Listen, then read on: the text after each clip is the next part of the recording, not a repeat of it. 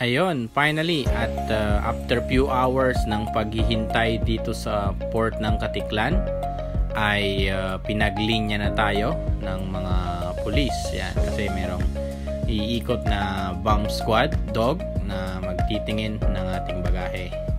At that was the standard operating procedure ng bawat sasakay ng barko. Okay, so eto, papasok na tayo dito sa St. Agustin Hippo. Ayan, St. Agustin Hippo ng Tugo. So hanap tayo ng ating higaan. So ganito yung mga higaan dito, up and down, dikit-dikit yan. So hahanap lang kayo dyan ng quadrangle. Ayan, so dito nakahanap tayo ng bakante. Ayan, nakalagay na yung ating mga bag. Okay, so we just take some nap. Pahinga lang tayo ng konti para at least makarelax din tayo, dahil doon sa pantalan ay hindi tayo makapagpahinga ng maayos. So silipin muna natin yung bawat areas ng barko natin. Ayan, so gabi wala tayong makita sa baba, but we just saw yung bawat palapag nito ay talagang punong-puno rin ng pasahero. So kanina nandun tayo sa third, nandito na tayo sa fourth floor. At dito merong isang stage at may mga nagpe-perform din. Ayan, so few minutes from now ay alis na tayo dito sa Katiklan Port. Ayan, nagre-refuel lang yung ating barko. And I think it take 12 hours to reach the Batangas port from this point. Okay, it is my first time, but I want to experience also kung paano, ano, at ilang oras yung magiging journey natin. Dito sa taas, pwede kang kumain, pwede kang mag-snack. Ayan, tubig lang tayo. So dito may mga kumakanta, pwede rin kayo mag-request dyan. So yan yung ating port final boarding bago tayo umalis, syempre. Ayan. Okay, we just take some nap and relax tayo. Ngayon lang nakahiga, so tignan natin yung paligid. Ayan, finally nakahiga na rin tayo. At yan, kita nyo naman yung higaan dito para tayong nasa evacuation center. Ayan si Kuya, relax lang. Meron din tayong kasama sa bandang babaan natin. So yan, maamoy niya ang ating paa, although mabango naman yan. Okay, so hindi tayo ganong makatulog, kaya gusto kong pagmasdan yung dinadaanan natin. Ayan, kita nyo naman, madilim talaga. At kung makikita nyo lang dito ay yung mga bula ng dagat. Okay, dito sa third floor ay marami ring mga nakahiga, pero may mga bakante sa taas. Siguro pagka mga long weekend, mahal na araw, yan talagang punuan talaga yung mga ano nito. Yan, may selecta pa. Ayan, may ice cream. Dito sa taas, yung kanina ay may mga tumutugtog, may mga kumakanta. Pwede kayong tumagay-tagay. Ayan, pwede kayong parang bar, mini bar siya ng bangkang ng barko na ito. So yan yung pinaka-entertainment niya. Alright, finally umaga na pala. So magkakape tayo, may with Goldilocks. St. Agustin pala to, hindi St. Ignatius. St. Agustin of Hippo. Ayan, tignan nyo dito. Ayan, may bilihan dito na, ayan, Quick Mart. Dito yung kape ay nasa 90 pesos. 3-in-1, 90 pesos with Goldilocks. Ayan, hindi halatang puyat tayo.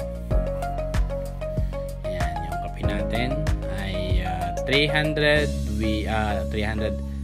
mali pala, 90 pesos with Goldilocks. Okay, so Ayan, may quick mart dito. Ayan, tapos may mga upuan dito na sofa. Ayan, kagandahan is aircon. Aircon dito, aircon. Okay? So, ayan, para at least makita nyo rin yung kung ano yung meron dito sa loob ng kanilang lounge. Okay? So, tapos na tayong magkape at sisilip naman tayo dito sa labas. Ayan, ikot-ikot natin para makita natin yung bawat areas ng barko. So, ayan, makikita nyo lang dito ay puro isla dahil within area of Philippine area of responsibility lang naman tayo. So, hindi ganun kalayo yung distansya natin from land. It take only few miles. And so, it's my first time to have a journey like this. It's a good experience and also napakagandang experience din. Okay, dito sa taas ay yung kagabi na merong tumutugtog ay ito yung makikita natin ngayon. So napakaganda. Para tayong seaman na para tayong sumampa na ng barko niyan.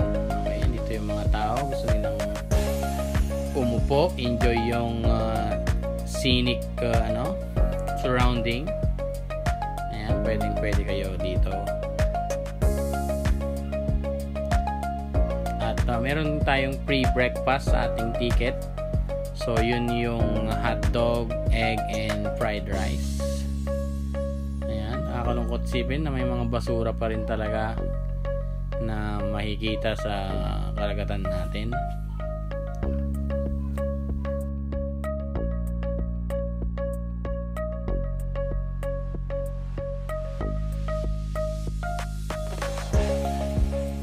So, dito sa paglalakbay natin, kailangan mo lang talagang libangin ng sarili mo. And, yun, para mas mabilis yung oras. Ayun, nabot tanaw na natin yung Batangas. I think malapit-lapit na tayo. So, meron tayo nakikitang port. Yan, na malapit.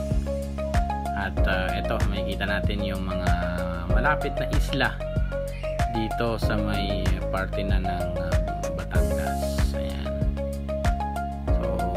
A good experience na makasakay tayo sa ganitong pagkakataon, and may mga nakilala din tayo na mga ibang tao.